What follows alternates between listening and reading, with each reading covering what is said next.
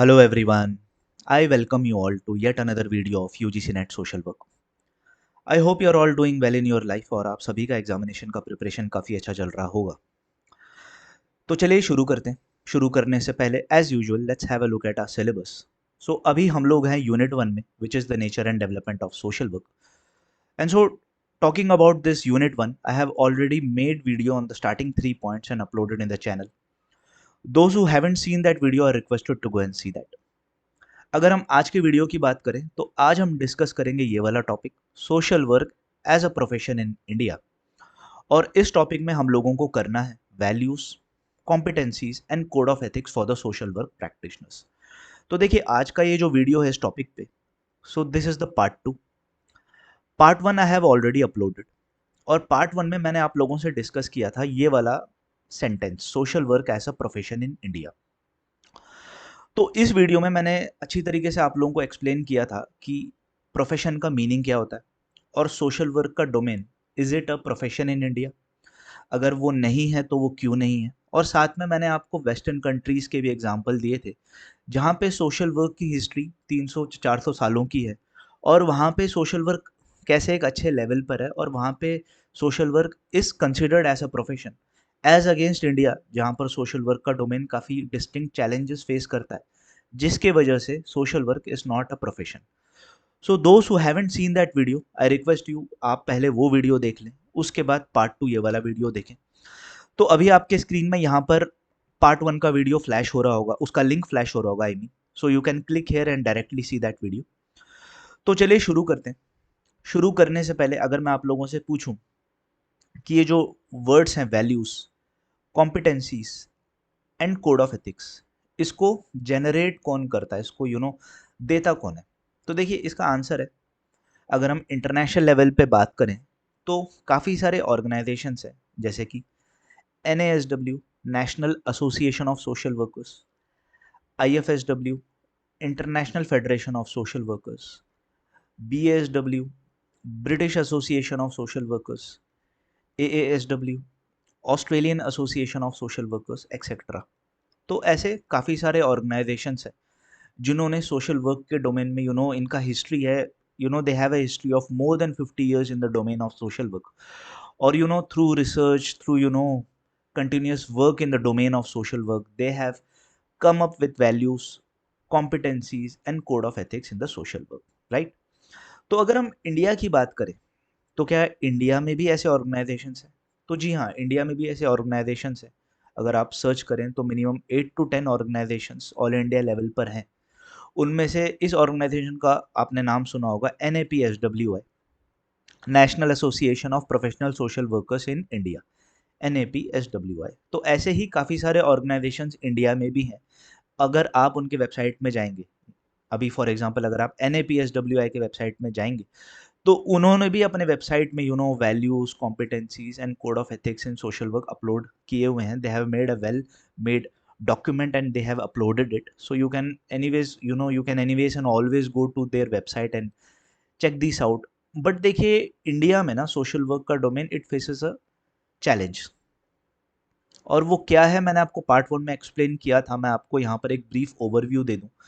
देखो जब हम सोशल वर्क की बात करते हैं तो इंडिया में ना स्टैट्यूटरी बॉडी नहीं है with respect to social work domain, जिसके चलते social work is not a profession in India. ठीक है, अब ये स्टैट्यूटरी बॉडी होता क्या? So any body which is established by an act of parliament, that is known as statutory body. और मैंने आपको पार्ट 1 में एग्जांपल दिया था बार काउंसिल ऑफ इंडिया का। So bar council of India is a statutory body, meaning it was established by an act of parliament, और वो govern करता है लॉ का डोमेन। ठीक है, और ठीक उसी तरह मैंने आपको एक और एग्जांपल दिया था सीए के केस में, स्टैट्यूटरी बॉडी है ICAI। ठीक है, तो इसीलिए हम लॉ को, सीए को, इस डोमेन को we call it a profession, but we don't call social work a profession in India, mainly because in India we don't have a statutory body. ठीक है, अभी जो ये ऑर्गेनाइजेशन है, जो 8-10 ऑर्गेनाइजेशन है इंक्लूडिंग NAPSWI, देखिए these are not a statutory body. तो ये ऑर्गेनाइजेशन तो they are established by a group of like minded people and they came together, और उनको लगा कि सोशल वर्क के डोमेन में इंडिया में कोई ऑर्गेनाइजेशन नहीं है, so we all should come together and form an association and register it, and we will work for the development of social work in India. So ये ऐसे organisation है. So these organizations are not a statutory body. इसीलिए I again repeat, because of the lack of statutory body, India में social work is not a profession. ठीक है, और ये वाला एस्पेक्ट मैंने पार्ट 1 में बहुत डिटेल में एक्सप्लेन किया है आप लोगों से. So anyways, coming back to topic, अगर हम values, competencies and code of ethics की बात करें, so these are generally given by organizations who are working in the domain of social work. I hope आपको ये वाला एस्पेक्ट अच्छी तरीके से क्लियर हो गया होगा. तो चलिए शुरू करने से पहले थोड़ा डिफ्रेंशिएट हम कर लेते हैं कि वैल्यूज का मीनिंग क्या होता है, कॉम्पिटेंसीज का क्या मतलब होता है, और कोड ऑफ एथिक्स का क्या मतलब होता है. तो देखिए, मैं आप लोगों को एक इंपॉर्टेंट पॉइंट ये बता दूं कि भले ही इन वर्ड्स का मीनिंग थोड़ा अलग होगा, but they all are interdependent and inter related with each other.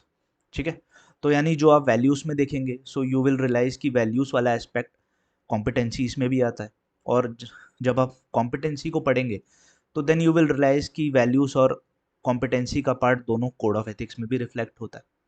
Right? तो चलिए, वैल्यूज का क्या मतलब होता है. Values basically they are the core beliefs और principles guiding social work practice. Example के तौर पे service, social justice, integrity, human relationships, dignity etcetera. So these are broad values of social work. So as a social worker आपकी ये responsibility होती है कि you must uphold and embody this values in your approaches. ठीक है, अगर हम competencies की बात करें, so these are basically skills and abilities that social workers must have to practice effectively. Example, advocacy, assessment, research skills etcetera. So ये कुछ skills बहुत ज़रूरी होते हैं for a social worker to have. So a social worker should be competent enough to have these kind of skills so that he can ensure that the values of social work is taken care of. Right? So as a social worker you must continuously develop these skills to perform effectively. Right? अगर हम code of ethics की बात करें, so these are a set of guidelines or rules governing the ethical behavior of social workers. So this is basically the behavior aspect of social workers, when you execute your skills and abilities to ensure that the values of social work is implemented properly. So these are called the code of ethics. Behavior of social work से related होता है ये. For example, confidentiality, informed consent, non-discrimination, etc. So as a social worker, you must adhere to the code to avoid misconduct. तो social workers, as a social worker, ये आपके लिए बहुत ज़रूरी है कि आप code of ethics को follow करो. So it acts as a guideline ताकि आप इसको follow करें effectively in order to avoid misconduct. ठीक है, I hope आप सभी को ये differentiate करना आ गया होगा कि वैल्यूज का क्या मीनिंग होता है, कॉम्पिटेंसीज का क्या मीनिंग होता है, और कोड ऑफ एथिक्स का क्या मीनिंग होता है. तो चलिए एक एक करके हम इंडिविजुअली इन चीज़ों को समझते हैं. सो फर्स्ट है values of social work, core values. अगर हम सर्विस की बात करें, so you as a social worker should prioritize help for those in need and address social problems. Right? Social justice की अगर हम बात करें, so you should always advocate for fairness, equality and eliminate operation. And then we'll talk about dignity and worth of the person. You should treat individuals with respect and you should work for promoting self determination. अगला है importance of human relationships. Build healthy relationships for positive change. So you as a social worker should always focus on building healthy relationships in order to bring positive change. Integrity. You should act with honesty and adhere to ethical standards. And the last one is respect for diversity. You should value cultural differences and promote inclusivity in practice. तो देखिए, इसका कहने का मतलब ये है कि as a social worker in the domain of social work, you will meet different people, different clients, and they all will belong to different cultures. So you should always value the cultural differences. ठीक है, and you should work for promoting inclusivity in practice. यानी आपके client चाहे किसी भी cultural background से हों, उनको ऐसा फील नहीं होना चाहिए कि they are being excluded just because they belong to a particular culture. ठीक है। Competencies of social work, engaging diversity and difference in practice. तो कहने का मतलब ये है कि as a social worker you should be skilled enough in recognizing diversity and using culturally competent approaches। तो देखिए कहने का मतलब ये है कि अगर एक क्लाइंट है आपका और अगर ये एक पर्टिकुलर कल्चर को बिलोंग करता है और आपने इसके प्रॉब्लम को सॉल्व करने के लिए एक पर्टिकुलर अप्रोच यूज़ किया, बट आगे जाके आप एक दूसरे क्लाइंट से मिलते हैं and he belongs to a completely different culture, then you should ensure that you are using approaches which are culturally competent। ज़रूरी नहीं है कि इस क्लाइंट के रिस्पेक्ट में आपने एक अप्रोच जो यूज़ किया वही अप्रोच आप जो है इस क्लाइंट के प्रॉब्लम को सॉल्व करने में यूज़ करेंगे। You should be skilled enough, you should be able enough to recognize the diversity and you should use culturally competent approaches. ठीक है। अगला है advancing human rights and justice. So as a social worker you should be skilled and you should be able enough to advocate for social, economic and environmental justice. Engagement, you should always be skilled enough for building relationships with individuals, families, groups and communities. Assessment की अगर हम बात करें, you should be skilled enough to gather and analyze information to create effective intervention plans। ठीक है। अगर हम intervention की बात करें, you should be capable enough to implement strategies to support clients and create positive change. Evaluation, assessing intervention outcomes to ensure effectiveness and improve practices। ठीक है। So these are the broad competencies in social work which you as a social worker require। तो अभी हम बात करेंगे अगला code of ethics की। ठीक है। Code of ethics is what, behaviour का एस्पेक्ट है। तो you should be ethical principle ये कहता है कि you should have integrity in practice. You should act with honesty, responsibility and uphold ethical standards। Similarly, continuing education, you as a social worker, ये आपकी responsibility है कि you should continuously develop skills and practice within areas of expertise। Professional relationships and boundaries, you should maintain appropriate boundaries and avoid conflicts of interest।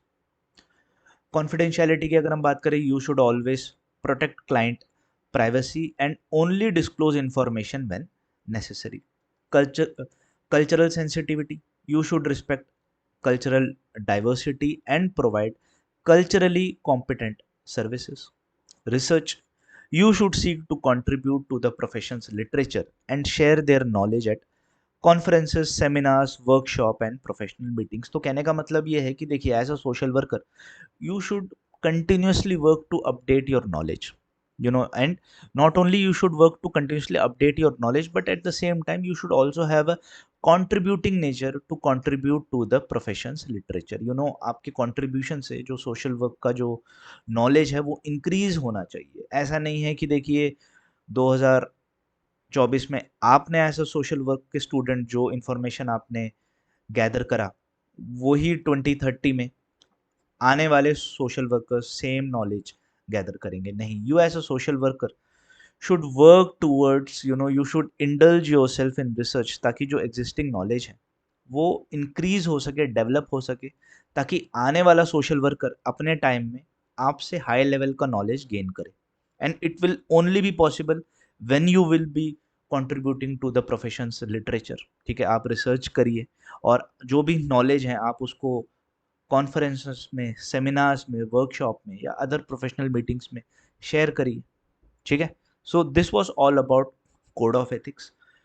तो देखिए अगर हम इस topic की बात करें, वैल्यूज, कॉम्पिटेंसीज और कोड ऑफ एथिक्स की, तो देखिए ये ना बड़ा सिंपल सा टॉपिक है, इससे जनरली क्वेश्चंस एग्जामिनेशन में आएंगे नहीं। ठीक है। एमसीक्यू जनरली आते हैं नहीं। इसमें मैक्सिमम क्वेश्चन आ सकता है आरसी का, रीडिंग कॉम्प्रिहेंशन का। देखिए वैल्यूज से रिलेटेड कुछ आपको दे देंगे आरसी, या कोड ऑफ एथिक्स से आपको दे देंगे, या कॉम्पिटेंसी से आपको दे देंगे। और देखिए ऐसा क्वेश्चन आया भी हुआ है अगर हम 2021 की बात करें तो 2021 में ये आया हुआ था question, and this para is related to code of ethics. ठीक है, और देखिए एनटीए वाले इतने लेजी हैं, इन्होंने ये जो कोड ऑफ एथिक्स का आरसी है, इन्होंने सीधा उठाया है NAPSWI, मैंने आपको स्टार्टिंग में बोला था ऑर्गेनाइजेशन है इंडिया में, इन्होंने अपने वेबसाइट में एक 40 पेज का PDF अपलोड किया हुआ है जिसका नाम है कोड ऑफ एथिक्स। तो इन एनटीए वालों ने ये किया है कि इस 40 पेज का जो डॉक्यूमेंट है, इससे कुछ कुछ चीज़ें उठाकर ये वाला जो पैरा है ये एग्जामिनेशन में दे दिया। अभी जैसे कि देखिए, social workers should critically assess their own practices and be aware of their impact on others। ये लाइन उस डॉक्यूमेंट में देखिए यहाँ पर है, would should critically assess their own practice and be aware of their impact on others। उसके बाद क्या है, they should recognize the limits of their practice and seek advice of other professionals if necessary in order to ensure that they work in a more effective manner। ये same line इसके बाद है, देखिए, they should recognize the limits of their practice dash dash dash dash dash and to ensure that they work in a more effective manner। देखिए effective manner यहाँ भी है, effective manner यहाँ भी है।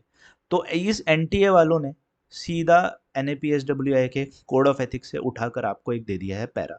तो एग्जामिनेशन में ऐसे ही आएंगे क्वेश्चन आरसी के।